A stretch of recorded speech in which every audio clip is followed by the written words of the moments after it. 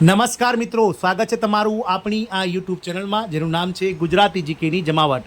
વિડીયોમાં વાત કરવા જઈ રહ્યા છીએ મિત્રો, ગુજરાત રાજ્યના પ્રાથમિક માધ્યમિક અને ઉચ્ચતર માધ્યમિક વિભાગમાં કાયમી શિક્ષકોની ભરતીને લઈ અને ગુજરાત રાજ્યના આરોગ્ય મંત્રી શ્રી ઋષિકેશભાઈ પટેલ દ્વારા મહત્વનું નિવેદન ગતરોજ બહાર પાડવામાં આવ્યું છે. મિત્રો, આપ સૌ જાણો છો તે પ્રમાણે ગત 18 જૂનના રોજ દેશના ગુજરાતના લાખો ટેટ પાસ ઉમેદવારો કે જેઓ જ્ઞાન સહાયક યોજનાના વિરોધમાં સાથે જ કાયમી શિક્ષક ભરતીને જે છે તે મિત્રો સરકાર દ્વારા નથી કરવામાં આવી રહી તેના વિરોધમાં સરકાર સામે બાયો ચડાવી અને સચિવાલય ગાંધીનગર સાથે હજારોની સંખ્યામાં આ લાખો ટેટ પાસ ઉમેદવારો ઉમટી પડ્યા હતા અને સરકારને વિશ્વા લાવવાની કોશિશ કરી હતી. મિત્રો, આ ઉમેદવારોનો ગુસ્સો જોઈ અને તાત્કાલિક મિત્રો મુખ્યમંત્રી દ્વારા એક બેઠક બોલાવવામાં આવી હતી અને તાત્કાલિક મુખ્યમંત્રી દ્વારા 7,500 જેટલા શિક્ષકોની આગામી સમયમાં માધ્યમિક અને ઉચ્ચતર માધ્યમિક વિભાગમાં ભરતી કરવાનું જે છે તે મિત્રો જાહેર કરી દેવામાં આવ્યું હતું. તો જાણીએ વિડીયોમાં વિગતવાર કે શું છે મિત્રો શિક્ષણ મંત્રી મુખ્યમંત્રી દ્વારા કરાયેલા સૂચનને લઈને ઋષિકેશ પટેલનું શું છે મહત્વનું નિવેદન ટેટ મુદ્દે. તો જાણીએ વિડીયોમાં વિગતવાર કે ટેટ પાસ ઉમેદવારો માટે ઋષિકેશ પટેલે શું મહત્વનું નિવેદન આપ્યું છે. તો વિડીયોના અંત સુધી આપ બનાવી રહેશો અને જો તમે ચેનલમાં નવા હોય તો અમારી ચેનલને સબસ્ક્રાઇબ કરીને બાજુમાં રહેલું બેલ આઇકોન દબાવી ઓલ નોટિફિકેશન ઓન કરી લેજો, જેથી કરીને ચેનલ પર મૂકવામાં આવતા વિવિધ ભરતીઓના નોટિફિકેશન, વિવિધ ભરતીઓના પરિણામ, જીકેના વિડીયોઝ અને સરકારી કર્મચારી પેન્શનર્સ યોજનાને લગતા પરિપત્રો તમને સરળતાથી ચેનલના માધ્યમથી ઉપલબ્ધ થઈ જાય. તો ગુજરાતમાં શિક્ષકોની ભરતીઓને લઈને ખુશખબર આવી છે. 7,500 જેટલી ભરતીઓ થવાની છે. ટેટ પાસ ઉમેદવારો મુદ્દે ઋષિકેશ પટેલ આરોગ્ય મંત્રીનું મહત્વપૂર્ણ નિવેદન.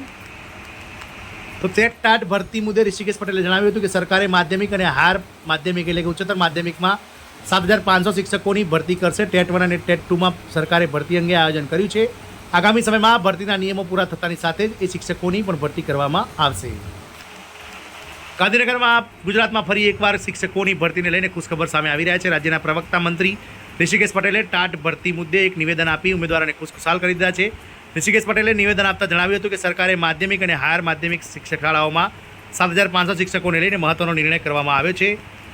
ટેટ ભરતીને લઈને મુદ્દે ઋષિકેશ પટેલે જણાવ્યું હતું કે સરકારે માધ્યમિક અને હાયર માધ્યમિકમાં 7,500 શિક્ષકોની ભરતી કરશે. ટેટ 1 અને ટેટ 2 સરકારે ભરતી અંગે આયોજન કર્યું છે. આગામી સમયમાં ભરતી નિયમો પૂર્ણ થતાની સાથે જ આ શિક્ષકોની પણ ભરતી કરવામાં આવશે. અગાઉ કેબિનેટ બેઠકમાં થયેલ ચર્ચા સંદર્ભે પ્રવક્તા મંત્રી ઋષિકેશ પટેલે જણાવ્યું હતું કે રાજ્યની માધ્યમિક અને ઉચ્ચતર માધ્યમિક શાળામાં સરકારી અને ગ્રાન્ટેડ શાળાઓમાં આગામી 3 મહિનામાં 7,500 જેટલા શિક્ષકોની કાયમી ભરતી કરાશે. રાજ્યની ગ્રાન્ટીનેડ શાળાઓમાં ટેટ સેકન્ડરી અને ટેટ હાયર સેકન્ડરી પાસ ઉમેદવારોની યોગ્યતાના આધારે કસોટી પ્રમાણે કાયમી ભરતી કરાશે. તેમણે વધુમાં ઉમેર્યું હતું કે ટેટ 1 અને ટેટ 2 ઉમેદવારોની પણ ભરતી પ્રક્રિયા ટૂંક સમયમાં હાથ ધરવામાં આવશે. ઋષિકેશ પટેલે વધુમાં જણાવ્યું હતું કે માધ્યમિક એટલે કે ધોરણ 9 અને 10માં સરકારી શાળામાં કુલ 500 અને ગ્રાન્ટ ઇન એડ શાળાઓમાં 3,000 એમ કુલ મળીને 3,500.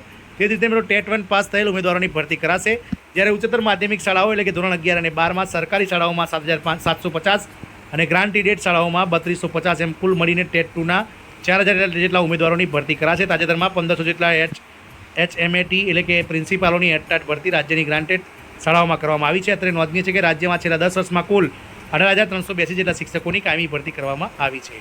મિત્રો, આમ શિક્ષણ મંત્રીના નિવેદન બાદ હવે આ ગુજરાતના પ્રવક્તા મંત્રી ઋષિકેશ પટેલે પણ ટેટ ભરતીને લઈ ખૂબ જ મહત્વનું નિવેદન આપ્યું છે. સરકાર દ્વારા ટૂંક સમયમાં આ 7,500 શિક્ષકોની ભરતી માધ્યમિક અને ઉચ્ચતર માધ્યમિક શાળાઓ માટે બહાર પાડવામાં આવશે. જય હિન્દ, અસ્તુ.